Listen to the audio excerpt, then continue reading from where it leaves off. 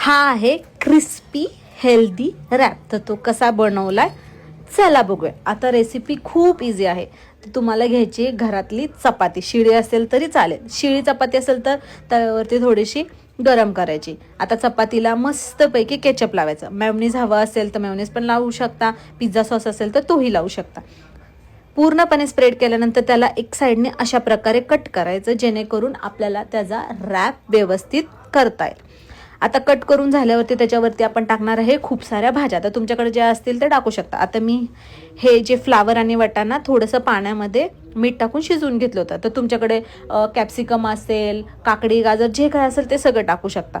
त्याच्यानंतर मी टाकला कांदा आणि टमॅटो टाकला. आता जर तुम्हाला स्पायसी हवं असेल तर त्याच्यावरती तुम्ही लाल मिरची पावडर टाका, चिली फ्लेक्स टाका, जे काही तुम्हाला मसाले असतील तेही टाकू शकता.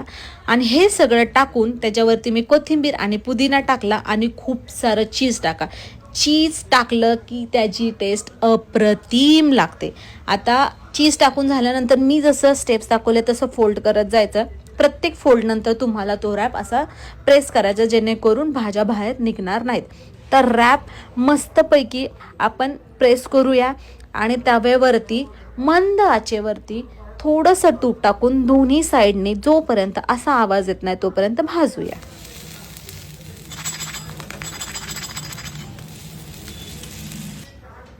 2-2 मिनटं दोन्ही साईडने भाजून झाल्यानंतर आपला रॅप रेडी आहे खाण्यासाठी. कसा वाटला कमेंटमध्ये नक्की सांगा.